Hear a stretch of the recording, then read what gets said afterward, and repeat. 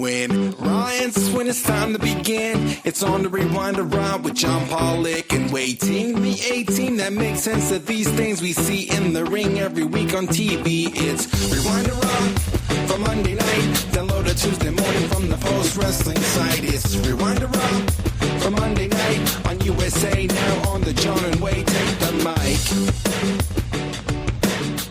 mic. All right, welcome everybody to the review of the post-Royal Rumble edition of Raw. That's a lot of R's as we head into Cleveland, Ohio, the Rocket Mortgage Fieldhouse. And while we welcome everybody here to the review, first of all, a little bit of housekeeping way. I just looked at the calendar. It is now February. Oh, yeah. Shortest month of the year, but that doesn't mean we take this month off at the Post Wrestling Cafe. In fact, we're cramming more into these 28 days because, folks, we have got the lineup of all lineups this particular month. What does your $6 get you at postwrestlingcafe.com? Not only the XL editions of the show, you're going to love this review, but there's even more. The news, including our dissection of Hulk Hogan on Pat McAfee, the update on the Ring Boy lawsuit, Royal Rumble stats, gate figures, percentage increases year over year, all of that and more covered on the news, along with your questions and feedback. You can get that every Monday, every Wednesday, every Friday. Plus, there is more. We have 2 editions of Rewind Away. Later this month, we will do NXT TakeOver New Orleans. But this Thursday, wait, what are we chatting? This Thursday, we are talking about Bret Hart's heel run in the WWE WWF from 1996 to 1997. This is a selection by our Espresso executive producer, Jesse from The Six, who I think might be like the most knowledgeable Rewind Away listener of all time. So he very carefully curated this playlist for us, talking about several matches and interview segments from Bret Hart's heel run from 96 to 97. So we will post that up there in the feedback thread or in the forum so you guys can watch it along with us. It'll all be available on Netflix through Raw Archives. So I'm very much looking forward to that one. Yeah, it should be a real fun review this week as we go through select moments and matches of this 1996-1997 period. So that's coming out later this Thursday. And then in the month of February on the Cafe as exclusive shows, a review of AEW Grand Slam Australia, New Beginning in Osaka. Plus, every Saturday night you get Collision Course and reviews from Rich Fan and WH Park of Captain America 4 and your friendly neighborhood Spider-Man. So all of that plus Ask Away coming up in the month of February. $6 gets you in the door, postwrestlingcafe.com. If you so desire to jump up to the double-double or espresso level, you will be getting the debut edition of the book club with myself and Neil Flanagan. That's coming up at the end of February. What's the book club? What is that? The book club is where Neil and I are going to read a book, and then we are going to share our thoughts. And the debut edition of the book club will be covering the Brian Gewirtz book, covering his time on the WWE creative team, beginning in 1999, and all of the various dealings and dramas in WWE. So we figured that would be a good entry point to chat. So that's the book club coming up for Double Double and Espresso members at the end of February. So check out all of that again, postwrestlingcafe.com. And now we are heading to the Rocket Mortgage Fieldhouse. WrestleTix reporting 12,639. They announced over 13,000 on the broadcast. So this continues the streak of 10,000 plus attended editions of Raw, which they have hit every single week this year. And they recap the Royal Rumble, and then we cut to the concourse area, Jey Uso, with the entrance of all entrances coming into the arena. And I mean, Michael Cole, he threw out everything here. He even defined what yeet means in the Webster's Dictionary. And then it's just Jey just soaking all of this in. And with the comparison that comes to mind for this segment after we just spoke about him was Hulk Hogan in Montreal after WrestleMania in 2002. This crowd was just so nuts for Jey Uso. Jey was taken aback. I seriously think this was like the defining segment, I think, of Jey Uso as like a singles star. I just thought these first 15 minutes were like, this guy just felt so red hot from this segment. Like he feels like the guy going into WrestleMania. 100%. Yeah. And I see a moment like this and I think back to Saturday and how unexpected Jey Uso as a winner was. And I continue to admire the decision to put him in this spot, because if it was a CM Punk, if it was like, John Cena winning, you would have had a great reaction tonight, but I don't think it would have meant as much to the in the grand scheme of somebody's career as this particular moment did for Jey Uso. Neither is a bigger star with a Royal Rumble win. Like it's a big pop, it's a big match for either of them to have won this. For Jey Uso, before Royal Rumble and after Royal Rumble, he has jumped so significantly from this. And completely. Obviously the key is like the next 2 months as well. Absolutely. There's more of like gain and also risk as well. Like this is, True. It's not like you just snap your fingers, but I mean, this segment felt as though this guy just felt like such a gigantic star. This was something else. He was just like, you could see, like he was genuinely just speechless here. And it almost had this like awkwardness feel to it that like it just endeared himself that much more to the audience. And he's crying in the middle, just thanking the people for this. And they're, as he's like collecting himself, they continue chanting for him. They give him a standing ovation. Like this just went on and on, just celebrating this guy. And he's finally got the words out about doing this for 15 years just to make a good living. Then I joined my cousins throughout the pandemic. I wasn't confident in myself as a single star. I didn't have it. But coming out tonight, I've got it now. Just a great line. And he just said how hard he worked to get here because of the fans. And he's breaking down, crying here, thanking the people. And I'm going to WrestleMania, and it's just me, Oos.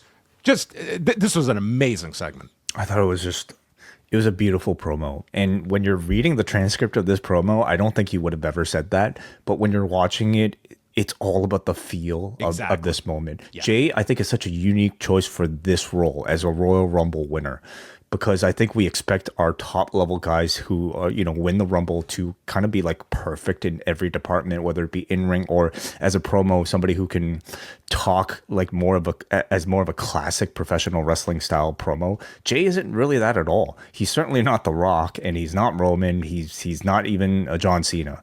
This was not at all a classically smooth promo. It was full of stutters, but every stutter is sort of what made the promo perfect, like it was genuine. It felt real. In this age of like polish and perfection, and just like AI generated this and that, it's imperfections like what you heard in this promo that separate us from machines. And this was sort of the promo that just felt incredibly human and perfectly imperfect, very relatable in terms of emotion. And I thought the substance in his words kind of worked both in character and out of character.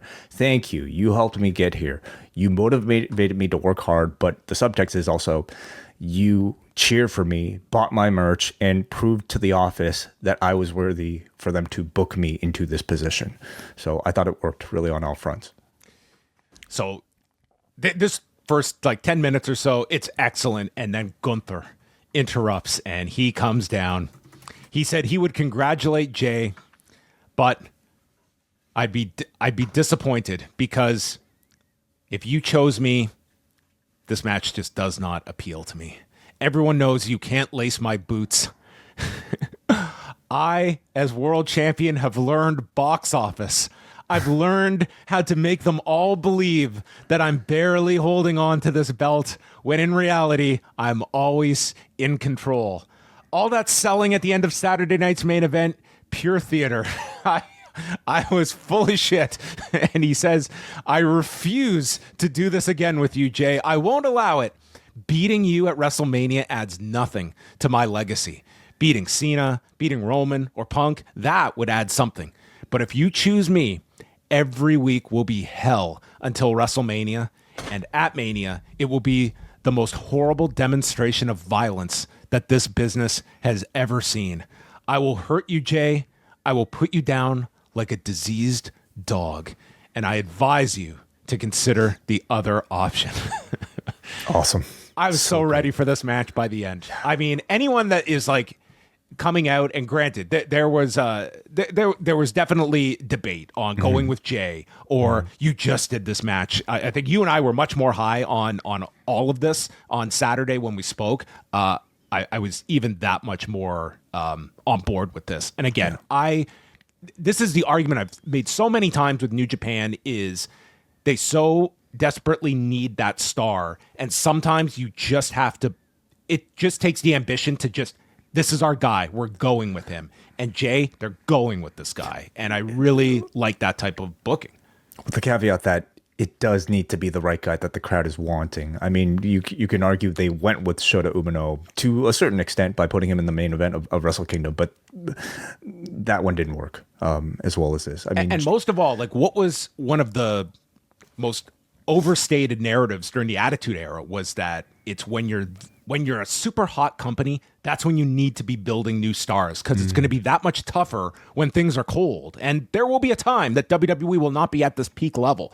And they are aggressively going with a Jey Uso. And I think you come out of this segment and the thought of, well, is this just going to be in the middle of the card at Mania? Like, this needs to be one of the top matches at Mania. Like, maybe it's not closing night 2, but it might need to close night 1.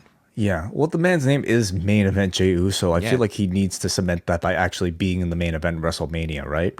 But we'll see. Again, what gets people through the door and what ends the night can be two very different things. And they have the luxury of like having this stacked roster with like a number of top billing matches, if you want to call them that they can use to get people through the door. But I think ending the night with this will give you long-term sort of value in a Jey Uso, for instance. I'm confident after seeing this segment that I think they're going to treat this program with care and skill in storytelling to get us to feel like the point where it's a worthy last match on the night. Like, they've attached so much great luster to Jey Uso through this Rumble win. And I think the way that they frame Gunther being as livid as he is, that he has to face this guy who's so beneath him on the card, a guy that he's already beaten, a guy who doesn't have the star power level of a John Cena or a CM Punk. I think it's a great way to frame it because it's the perfect sort of underdog story of Jey Uso encapsulated in this feud. He's somebody who's already lost, okay? He's a tag team wrestler who doesn't have near the star power of the names that were mentioned. It's all of this, but he's out there to prove that he can be that guy. He can achieve that role. So I think the bones of this are making for an excellent David Goliath story with, I think, one of the best Davids like the WWE has had in years. So I'm definitely on board with this.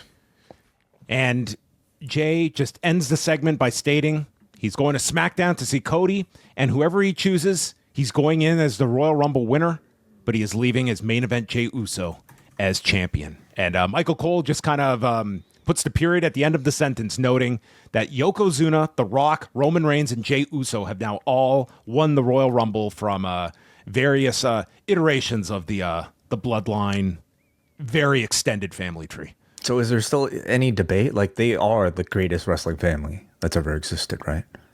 Yeah, I guess. I don't know if Bruce Hart would maybe disagree, but seriously, outside of Brett and Owen, what are we talking about with the Harts? Yeah, I mean, with the Bloodline, like, I mean, some of it is just like it's just so extended of like blood relatives versus who's all been like placed in there. Does Rock really qualify, I guess? So it's as we got that graphic last year of the big tree, I guess that's now just right. they're all attached by wrestling blood, if not by literal. But yeah, this is a tremendous segment to open up the show with. Interesting that Jey Uso is not. He is definitely overlooking Obafemi. He is not going down to NXT to seek out if he's inspired by Obafemi. He's there at main event WrestleMania, not stand and deliver. Yeah, Charlotte much more open-minded, I guess. So then we have John Cena's statement at the press conference. Did you watch this afterward? Mm-hmm. And do you get like a heelish vibe out of John Cena from this? I've heard people say that. I personally more so just read it as John Cena trying to give us an excuse for why he doesn't have to enter qualifying matches. I mean, the reason is because he's off shooting a movie and he won't be available to wrestle on any of these Raws in between now and the Elimination Chamber. So that's primarily the reason why I feel like he took this tone, because he needed to explain, hey, like, I'm not going to be able to wrestle any matches. So I'm going to push my weight around as a face that is best for business in order to get my spot. Now, is that necessarily like the most babyface friendly way that you can motivate somebody to want to see you win the chamber? No, not necessarily. But I also felt it was the only path they had to justify Cena being in the chamber without going through the matches. Ludwig Kaiser. I also think like pushing Cena as a heel makes zero sense. Certainly in the chamber, I agree. There's no crowd in these last few dates that's ever going to boo this guy. Yeah, I mean, the idea of, well, he's never done the big heel turn. I was just like, this is not the time for it. This is not the year for it. This is just it's an awful idea, I would say. The heel turn was on Total Bellas. If you missed it, I'm sorry. Ludwig Kaiser and Penta. So we have the longest and shortest participants in the Rumble, with Penta eliminating Kaiser in 6 seconds.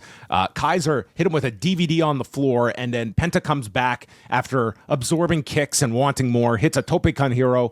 Kaiser tries for the hammerlock DDT, but it's stopped, and Penta rolls into position for the sacrifice, and then he hits the Penta driver in 9 minutes and 58 seconds. So I think we're going to get a Creed video for Penta going into WrestleMania, I think, with all the arm snaps. Video. The sacrifice. Oh, yes. A perfect time. Yeah. Coming They're off making a big comeback. Yeah, aren't they headlining a bunch of, like, I don't know, festival or nostalgia bills and festivals? I think Creed is on fire at the moment. Yeah. I you know what? I might prefer them to Downstate, to be honest. If we're picking our favorite wrestling dad rock type of bands. Yeah, maybe if we'll take care of the fentanyl, and the US, they can take care of Downstate. Both have debilitating effects on the should we increase our border security to prevent Downstate from making its way over here? I will be the Downstate czar. Anyway. We're living in a cartoon at the moment. Dude, they're taking over professional wrestling theme songs, all right? They've got Indy Hartwell. Cody. They got Indy too? Wow. Oh, she just announced her new theme is going to be Downstate. Yeah. Zack Ryder, Baron Corbin. Sorry, what's his name? Tom. Are they represented by Mojo Rawley? I think Downstate should have a wrestling agency. They could be. They got Chris Van Vliet, all right? Like he has a theme song? I believe he's got one from Downstate. So okay, well. Yeah. Do you have a theme song? I'm not aware of this. I got a Downstate theme song too, actually. I was going to wait to announce it, but yeah. Okay. You have one too. I don't know if you know. I doubt that. I doubt that heavily. But yeah, this match went 10 minutes. Penta got the win. It was good. Afterward, we had Kaiser. We had Pete Dunne come out, and Kaiser jumps Penta from behind, and then Dunne and Kaiser lock eyes. Yeah. Well, listen, like I think the match was fine, and actually I think a good continued showcase. The important thing is that they are continuing to showcase Penta. You know, what's making the difference is not necessarily like the quality of these matches. It's the fact that he's getting matches at all, and more importantly, he's getting promo time. He's getting these sort of like memorable moments, like having being first or second in the Rumble, paired off with Rey, being given the Iron Man treatment, and then also giving direct. We know immediately what his next feud is going to be. Seems like a continuation of something with Kaiser and obviously with Dunne as well. Yeah, and this is when Jackie tried to interview him, and that's when Kaiser jumped him. They gave an update on JD McDonough, confirming or repeating that he has broken ribs and the punctured lung. And they reminded you, don't try this at home.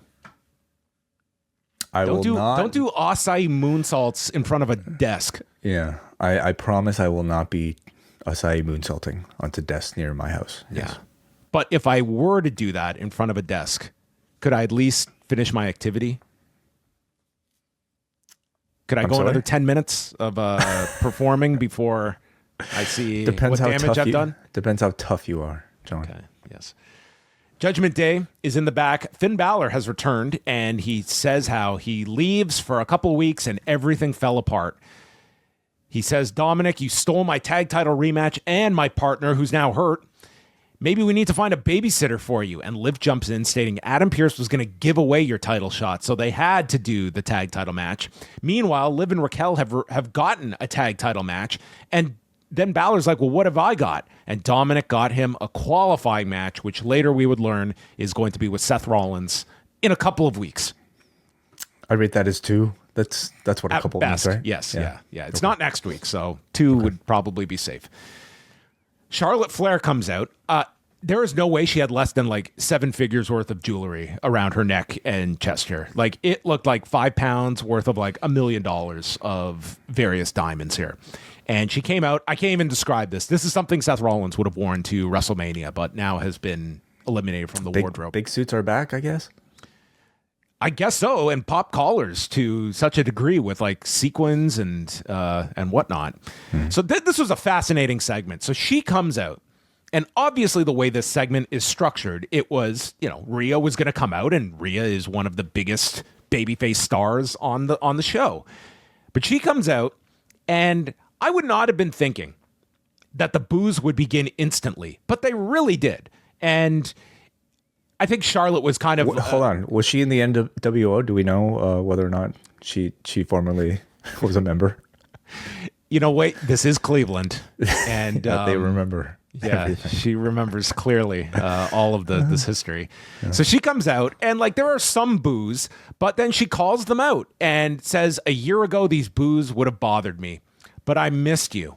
And last year broke me mentally and physically. And the boos escalate, and she says, I'm embracing the boos because I still love you, because I'm still the greatest. So boo me now. This is my passion, and this is what I want to be the best at. So I'm going to guess that this was the reaction that they were expecting to get to. Mm-hmm. I was just surprised that it was like there were enough boos at the beginning of this. And it's not like it was overwhelming either, but it was audible. And she's coming back from this return.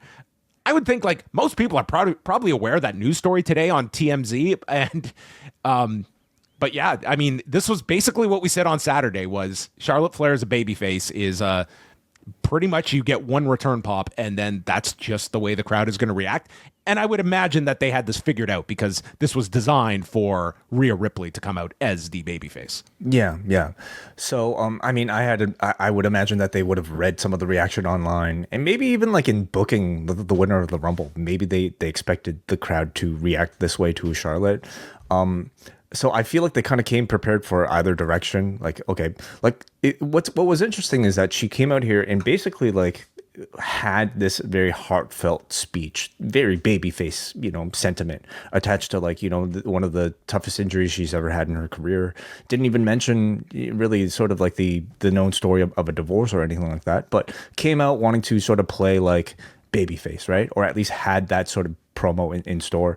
And I think maybe we can expect that she at least had a pivot in mind in case the crowd was responding to a certain way, and perhaps hearing some of those boos decided to pivot right there in that direction. Whether or not that was always going to be the case anyway, I mean, that's up to us to guess. But she ran with it.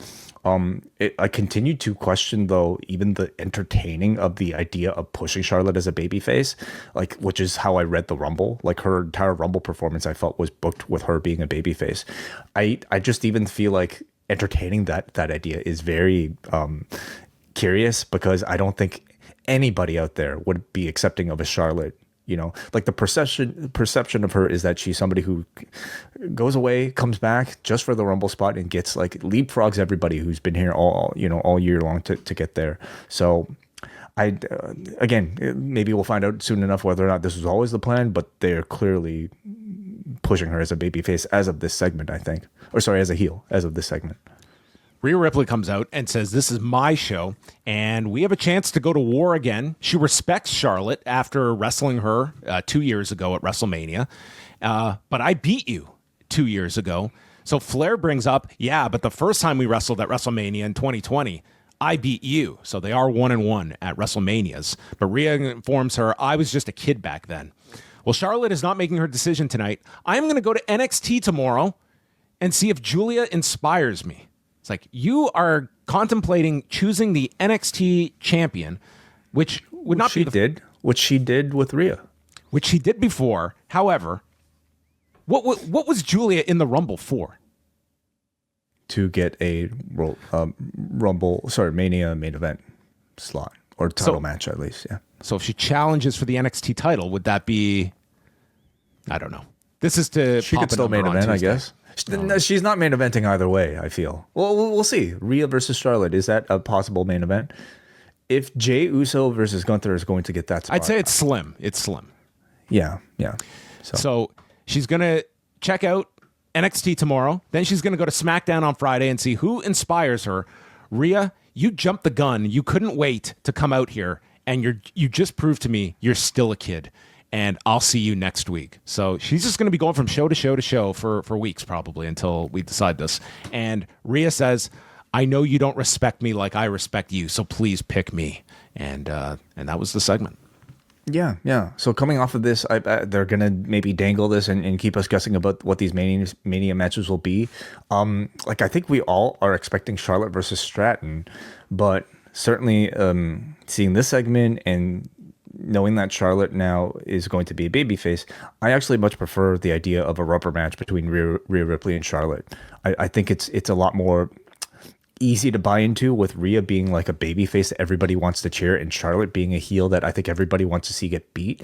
Tiffany Stratton, to me, number one, I don't think she has the star power, as she's still relatively new on the top mix. I also don't think she's a very strong babyface at the moment. Now, in contrast to Charlotte, she can become a strong babyface, but it doesn't feel like as big of a match or as natural of a match, no pun intended, than Rhea versus Charlotte.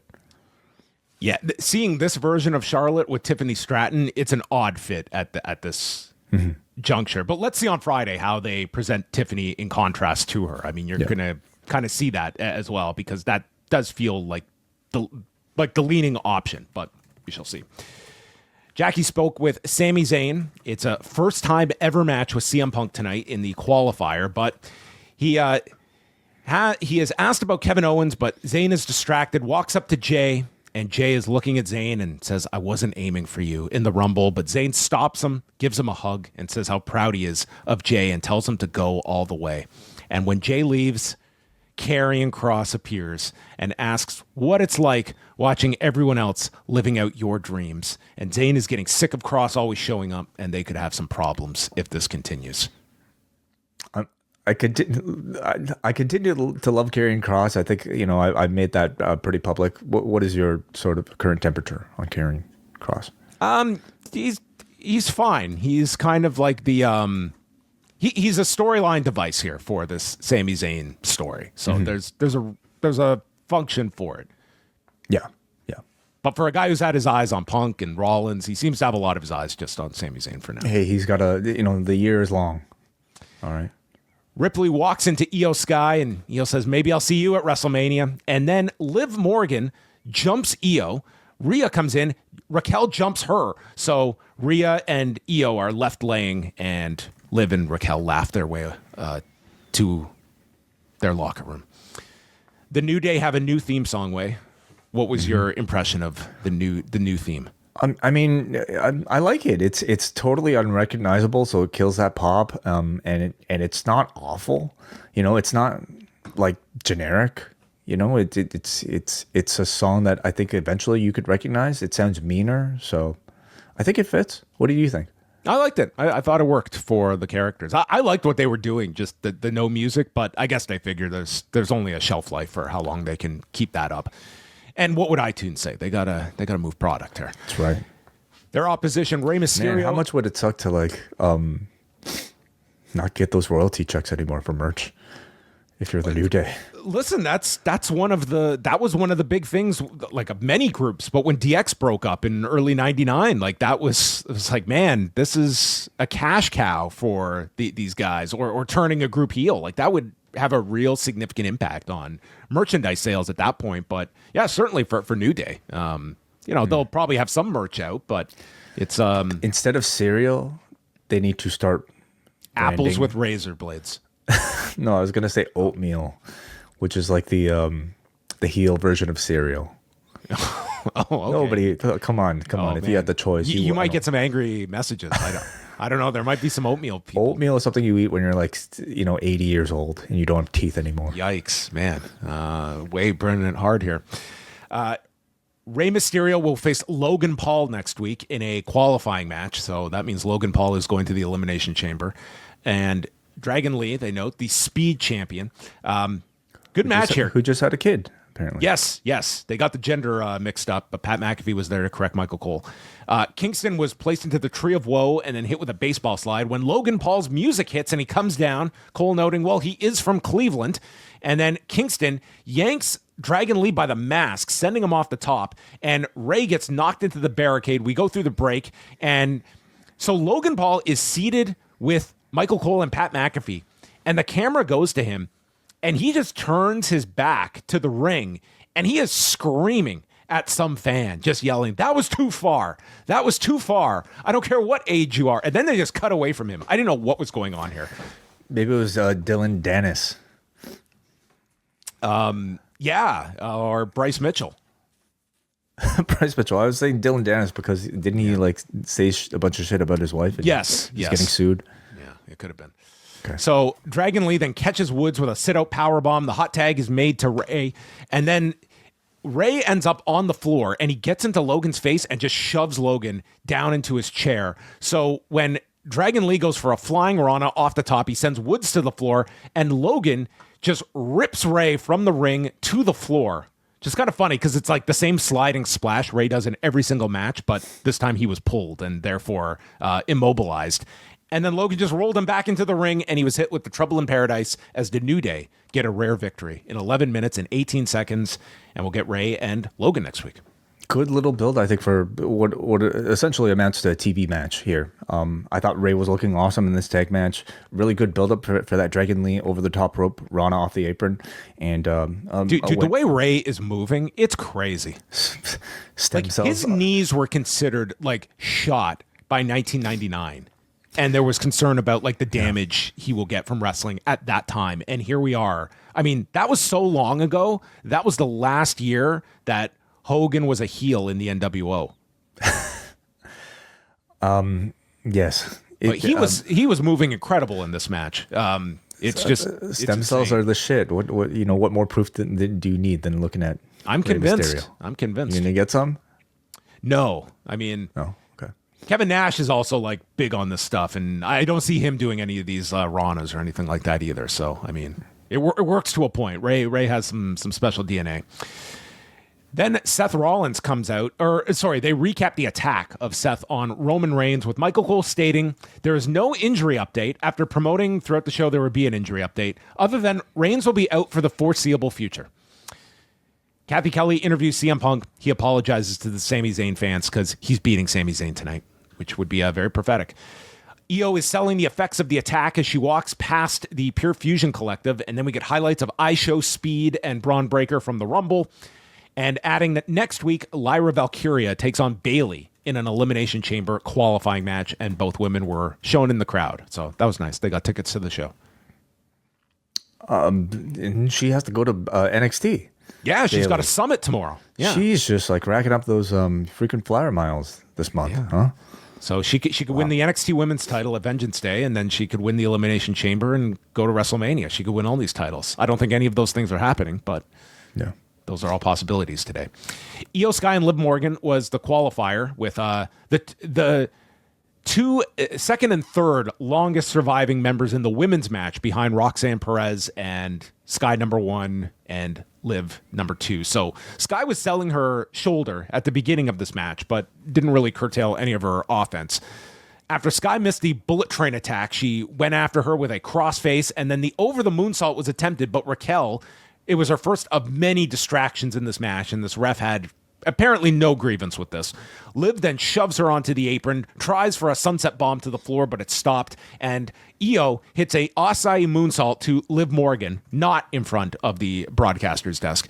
And Sky comes off the top, lands a code breaker for a big near fall. There's a Rana by Sky and hits the bullet train attack, and then another over the moonsault, but after Raquel's next distraction, lands on the knees, and Rhea runs down to attack Raquel. Liv grabs her by the hair, so Rhea punches her in the face and gets disqualified in 12 minutes and 12 seconds. So Liv advances.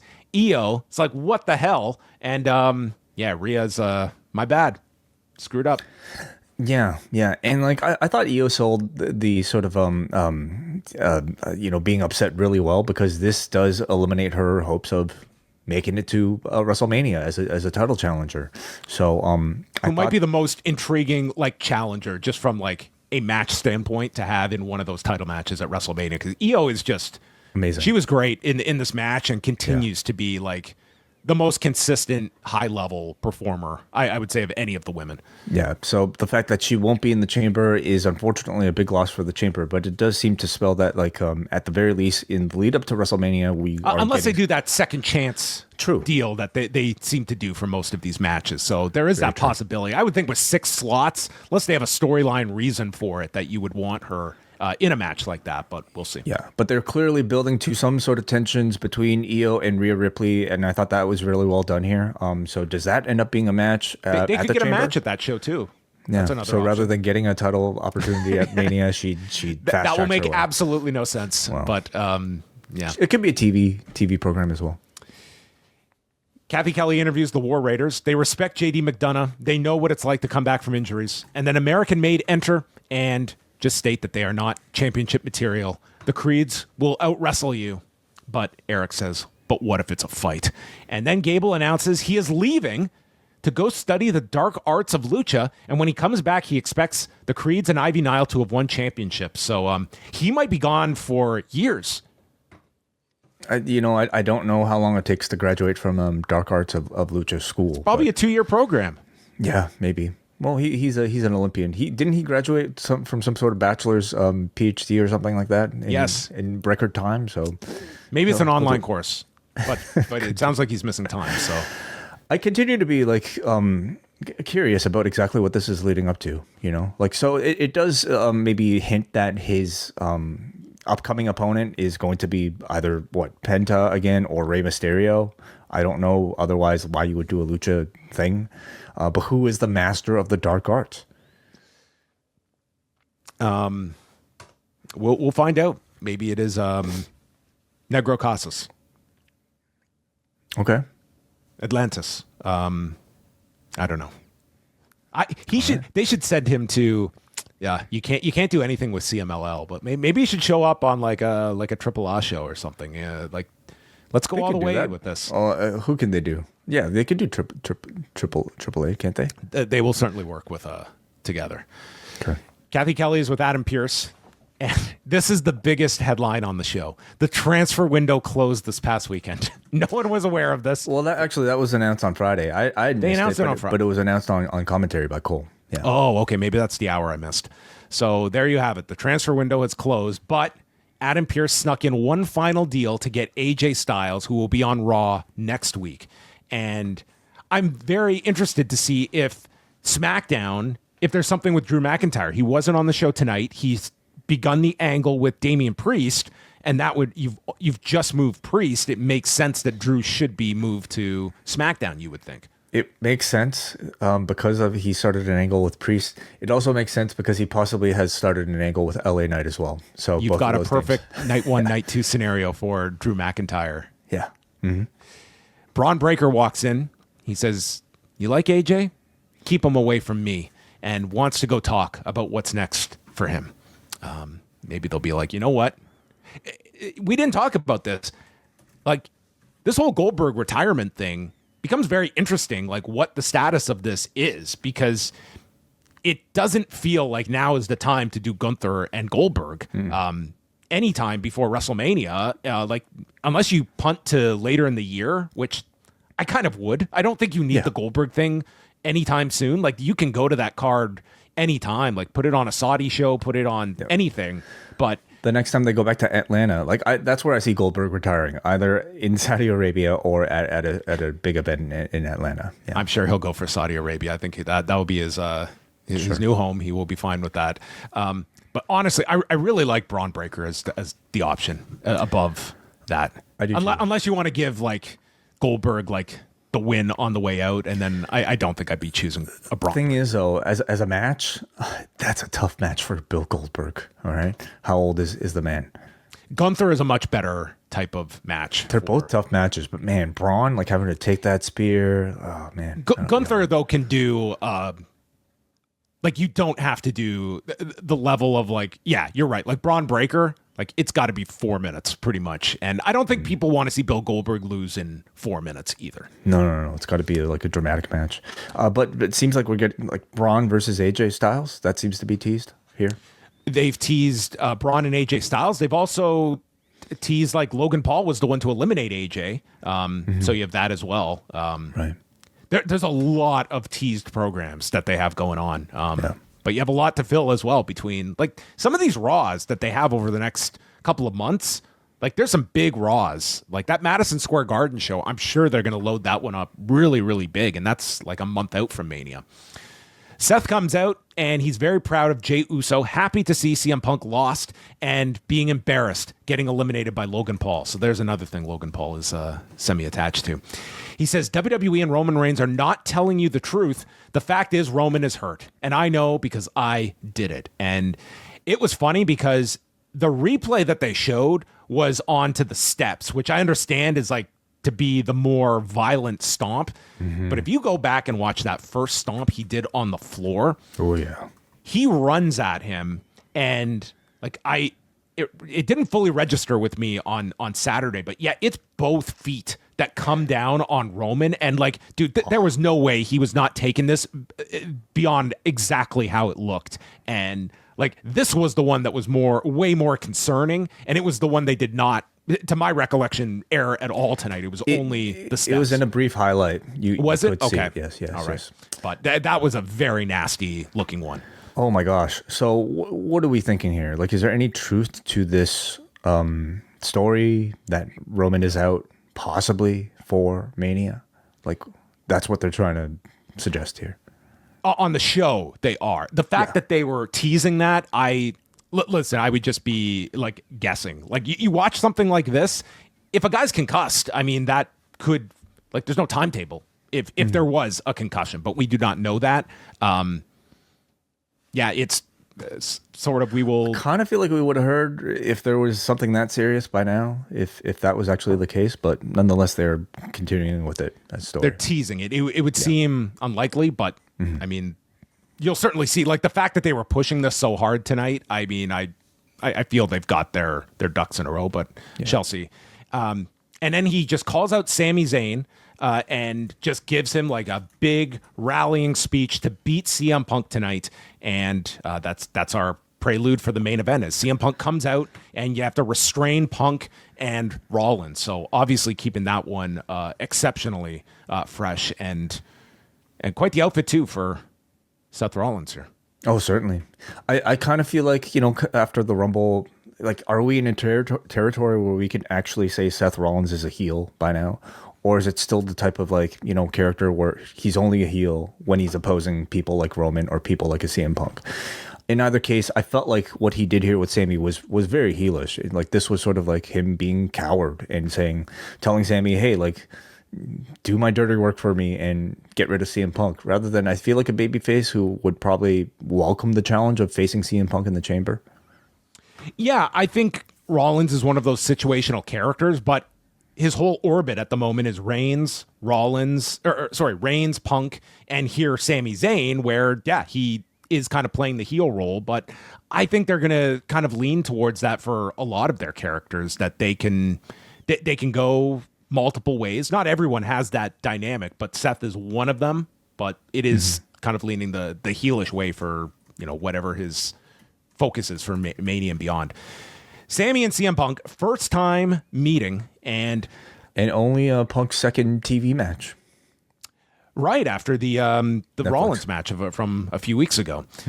So Punk gets into his face. Punk was a great, like, agitator asshole in this match. Like, he's just getting into his face. He's making the signal like there's levels to this, and then snaps the arm of Zayn, and that would be his target throughout the match as a setup for the Anaconda Vice that he would be frequently going for. And there's dueling chants. Punk runs Zayn's shoulder into the turnbuckle, further attacking it. Zayn hits a tornado DDT, but his elbow's in so much pain he can't even roll Punk over onto his back. Zayn turns a bulldog attempt into the Blue Thunder Bomb and then sets up for the Haluva, which is countered. And then it's the headlock takeover into the Anaconda Vice, and Zayn fights and fights to the rope. And CM Punk is playing like the antithesis that his character would have been 12 years ago, where he is constantly eyeballing the WrestleMania sign, looking up at it. Then he takes Zayn to look at the sign and says, in the quote of the night, "Look at it, ska boy. You're not on my level. Ska boy." Ska boy. And then Zayn fires back, misses the haluva kick as Punk gets out of the way, signals for the GTS, and Zayn counters that for a small package. This crowd was so into this, and Punk attacks him, points to the sign, they trade blows, and then the haluva gets caught into the GTS, and Punk pins him in 14 minutes and 57 seconds as he is pointing his way to Toronto first. And he will hopefully get his 25% tariff to Las Vegas after he is exported. And that was the end of almost the end of the show. I'm burying the lead here because afterward, Punk offers his hand to Zayn. Zayn, who's just got to eat shit here because he was just humiliated by this guy for 15 minutes and called ska boy, shakes his hand. And then to end the show, Kevin Owens jumps Sami, knocking him into Punk, and then in his Sami Zayn Forever shirt, gives him a package pile driver, and that was the end of the show. Great angle to close out the show here with Kevin Owens and looking to detour Sami Zayn as well. Mm-hmm, mm-hmm.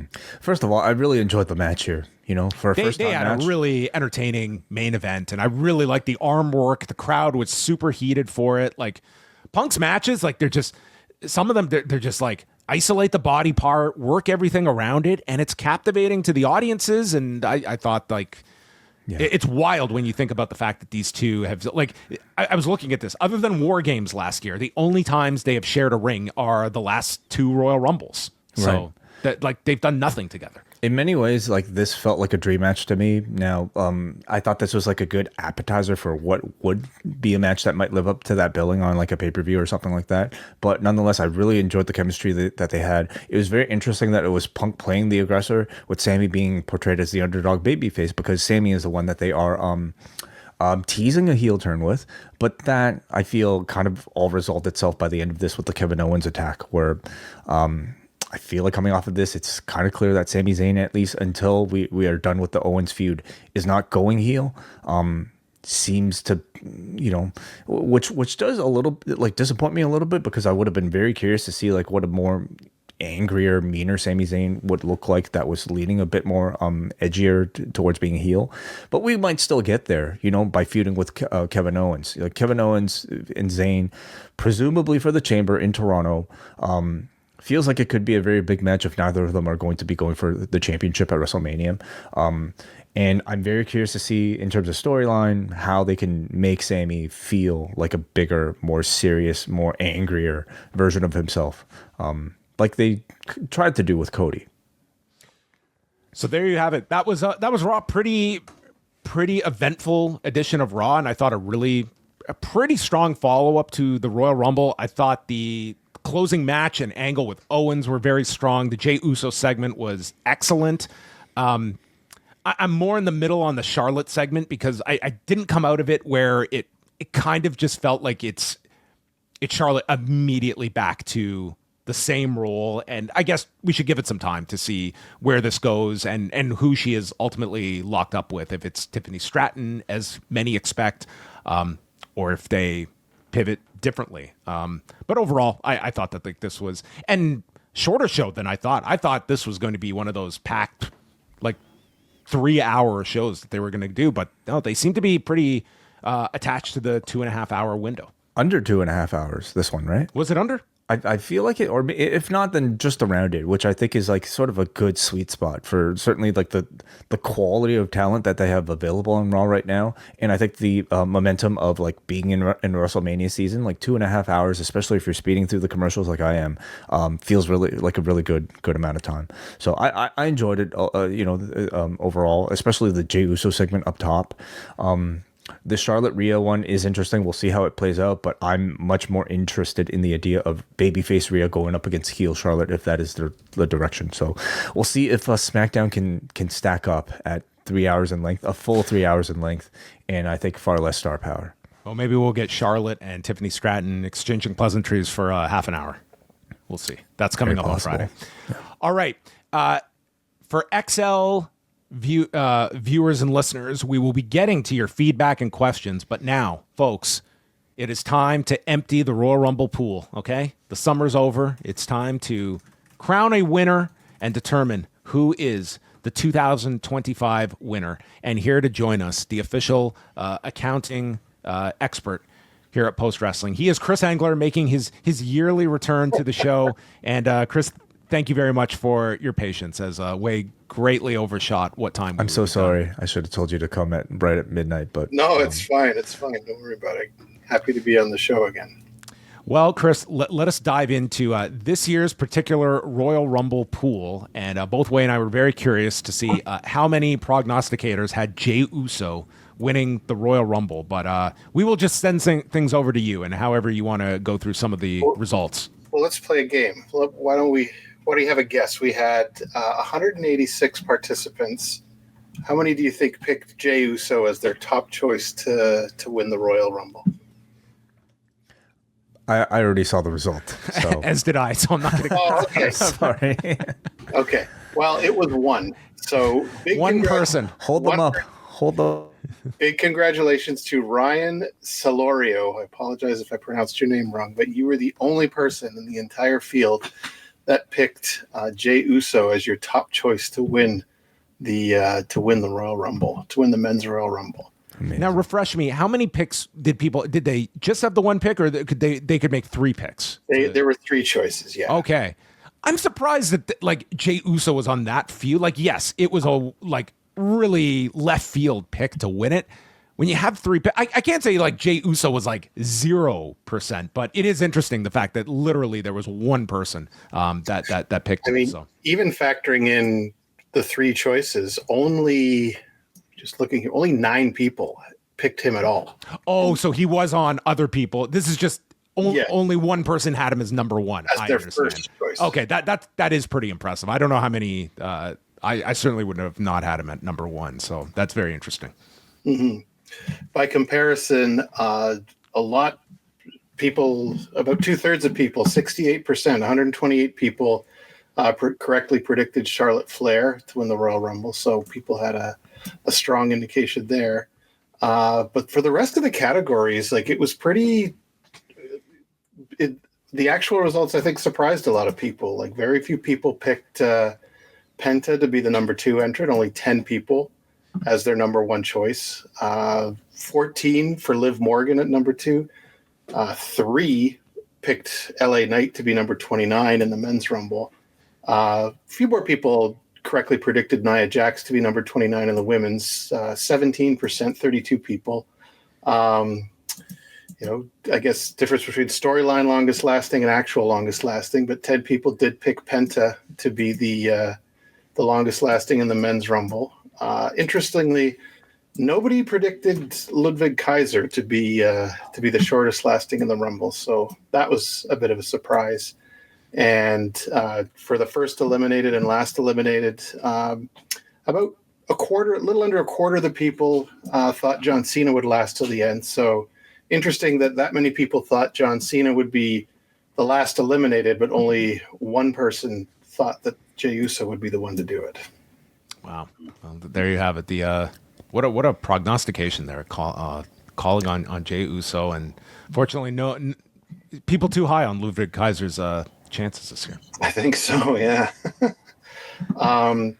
So one of my favorite parts, we have the top 5 autocorrects and misspelling for the entrance. Always interesting to do that in this era we live in, where probably people are doing this on their phones, and autocorrect is doing it. So at number 5, I had Pete Dune, accompanied by a giant sandworm, I guess.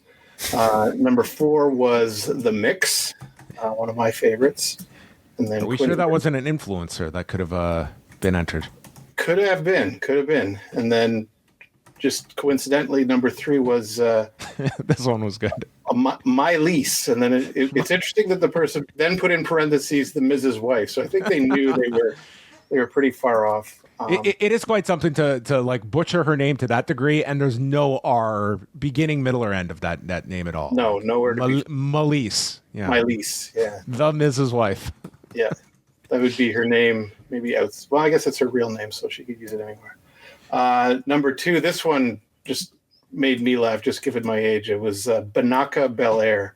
But That made me laugh because I remember in the 80s when Lord Alfred Hayes would do the ad reads, they did one for like the Banaka was a brand of like fresh breath spray. So that made me laugh. And then number 1, I laughed out loud when I saw this one. The number 1 was Jordan, Jordan Grease. Jordan Grease, Jordan. Yes, Michael Jordan Grease. So, well, if you're going to screw up the last name, might as well screw up the first one as well. Yeah, that takes the cake. Jordan Grease. Jordan Grease. In another era, might have been her name coming in. So yeah, maybe with Deuce and Domino. If we only could have the new cherry. That's right. So now for the serious podium finisher. So we had unequivocal first, second, and third. Didn't have to go to the tiebreaker of the time for the Men's Royal Rumble. But in third place, going by the names submitted in the contest form, we at 67 of a total possible 134 points, we had Roddy Piper's ear. And then in second place, with 70 points, of a possible 134, we had Gans, Ganz. And then in first place, congratulations to Min V, who scored 72 of a possible 134 points. Man, a nail biter here for first place, but it was close, yeah. A very close one. So, well, congratulations to the top 3 point getters and Min V, who is this year's 2025 Post Wrestling Royal Rumble Pool victor. We have your emails. We will contact you individually to claim your prizes. Awesome. Well, Chris, thank you as always for staying up late to deliver the results and tabulating them as you did so on Saturday night. We always appreciate the assistance with running this pool as you manage to do each year. Yeah, it's always fun, and thanks to everybody who took the time to enter. Couldn't have it without them. So. All right. Any prediction for the 2026 men's winner for Saudi Arabia next year, Chris? Do you have a pick this a year out? Andre the Giant. Okay, we'll hold you to it. Let us see. Might be the request of the Crown Prince. Did you see that floating around Twitter? How they had on Netflix? There was the Royal Rumble, and then it had starring, and it had like all these. It had like Hulk Hogan, Stone Cold, Andre the Giant. So. They're clearly pulling from prior years. Oh well, thing with the level of with AI, anything is possible. Yeah, maybe Saudi Arabia could do it. Maybe we will get the hologram. Maybe Andre next year. Right. Thank you so much, Chris. We appreciate it as always. You're welcome. Thank you, Chris. All right. At this point, we're going to be saying goodbye to everyone on the free feed, but the party continues on the XL edition of Rewind to Raw. We're going to open up the feedback and take some of your questions. If you check out the XL version, you will also get the news of the day that we talked about off the top, including Terry Bollea on Pat McAfee, the latest involving the Maryland Supreme Court, and lots more. Royal Rumble stats, SmackDown ratings, all that and more. So we are now going to be opening up the feedback.